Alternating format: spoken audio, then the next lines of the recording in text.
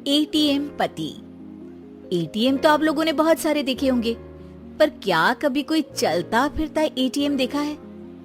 अरे अरे चौंके मत, मैं बात कर रही हूँ अमित दुबे की। यही तो है हमारे चलते फिरते एटीएम। दुबे परिवार ग्वालियर शहर में रहता है। घर में अमित के अलावा उसकी पत्नी सरिता और अमित के माँ बाप रहते हैं। अरे अमित बेटा, आज वो रोशनी के बेटे के पहले जन्मदिन में जाना है, तो सोच रही हूँ उसे तोहफे में 100 रुपए दे दूं। जरा देना तो। अरे माँ, 100 रुपए में क्या होगा? बच्चे का पहला जन्मदिन है। 501 दो, 501 या फिर 1001 ही दे दो ना आप तो। अरे नहीं नहीं बेटा, 501 ही सही रहेगा। माँ तुम टेंशन मत लिया करो, कमा रहा हूँ ना मैं। भगवान की दया से हमारी दुकान काफी बढ़िया चल रही है, इसलिए तुम पैसों की टेंशन मत लिया करो। पर थोड़ी सेविंग्स भी जरूरी है ना। अरे सरिता, आज खर्चा नहीं करेंगे तो क्या मरने के बाद करेंगे? अरे किसी बात की कभी कंजूसी नहीं करनी चाहिए। कंजूसी और बचत में फर्क होता है जी। चलिए मुझे 5,000 रुपए दीजिए, एक काम है मुझे। अरे अभी क्या काम याद आ गया एकदम से? मुझे बता तो, मैं कर दूंगा काम। तुम क्यों तकलीफ लेती हो? अमित घर से दुकान चला जाता है और रात को वो अपने दोस्तों के साथ पार्टी करने एक बड़े से होटल में जाता है। अरे आज तो मजा आ गया, क्या लाजवाब खाना था। अरे पर खर्चा भी बहुत ज्यादा हो गया। अरे भाई, तू खर्चे की टेंशन क्यों ले रहा है? आज सारा बिल मैं दूंगा, मेरी तरफ से पार्टी। अरे अरे पर अमित। वेटर, जरा बिल तो लगा देना। वेटर बिल लेकर आता है और टिप की डिमांड करता है और अमित सबके सामने दिखावे में उसे 500 रुपए टिप दे देता है। ये रखो तुम्हारी टिप। और ऐसे तो क्या है, आते जाते रहते हैं यार। Enjoy life. पार्टी के बाद अमित घर आता है और सरिता उससे कहती है, आप पूरी दुनिया में पैसे बांटते फिरते हैं, लेकिन जब मैं मांगती हूँ तो आप कुछ ना कुछ बहाना बना देते हैं। आखिर मेरी भी कुछ जरूरतें होती है ना।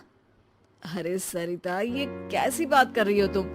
पत्नी हो तुम मेरी, जो मेरा है वो सब तुम्हारा ही तो है। तुम बताओ किस चीज की कमी है हमारे घर में? और तुम कौन सा कहीं अकेली जाती हो? मैं तो हमेशा रहता हूँ तुम्हारे साथ। तुम्हारा चलता फिरता एटीएम। सरिता को मन ही मन में ये बात खटकती है कि अमित उसका ख्याल अच्छे तरीके से नहीं रखता है, बस दुनिया के सामने अपनी शान दिखाता फिरता है।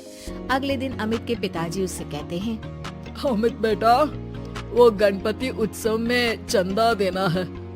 501 रुपए दे दिए हैं, चलेगा ना? अरे पिताजी, आप मेरी बदनामी करवाएंगे क्या? अरे इतने बड़े आयोजन में सिर्फ 501? क्या इज्जत रह जाएगी मेरी कॉलोनी में? लोग क्या सोच रहे होंगे? अभी जाते जाते 5,000 रुपये और दे देता हूँ उन लोगों को। हाँ अच्छा ठीक है बेटा, जैसा तुम ठीक समझो। सरिता, मैं नई कार लेने का सोच रहा हूँ। एक पार्टी का पेमेंट आया है तो उससे कार ले लेते हैं। अरे पर हमारी कार को अभी 2 साल भी नहीं हुए और वापस नहीं। मैं इतने दिनों से स्कूटी मांग रही हूँ, वो अभी तक नहीं दिलाई और नई कार लेनी है। अरे सरिता, स्कूटी चला के कहाँ जाओगी? इतनी धूप और धूल रहती है बाहर शहर में। सरिता अमित की बातें सुनकर फिर से नाराज हो जाती है और ये सिलसिला कई दिनों तक यूं ही चलता रहता है। एक दिन अचानक अमित की दुकान में आग लग जाती है और अमित टेंशन में घर आकर सबको ये बात बताता है। अरे बेटा, कैसे हुआ ये सब? कितना नुकसान हुआ बेटा? पता नहीं माँ, कैसे हुआ ये सब, लेकिन पूरी दुकान जल के राख हो गई है। पता नहीं क्या होगा अब। अरे टेंशन मत लो अमित बेटा, सब ठीक हो जाएगा। अरे टेंशन कैसे ना लूं पिताजी? दुकान में 2 लाख कैश रखा हुआ था, वो भी जल गया है। और कल वो कैश बैंक में डालना था, अब तो चेक बाउंस हो जाएगा। अरे बेटा, बैंक में कुछ पैसे बचे होंगे ना, वो काम आ जाएंगे अभी।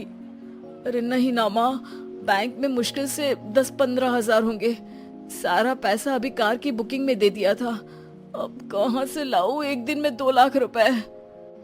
ये सुनकर सरिता अपने कमरे में चली जाती है और अपने हाथों में 2 लाख रुपए लेकर बाहर आती है।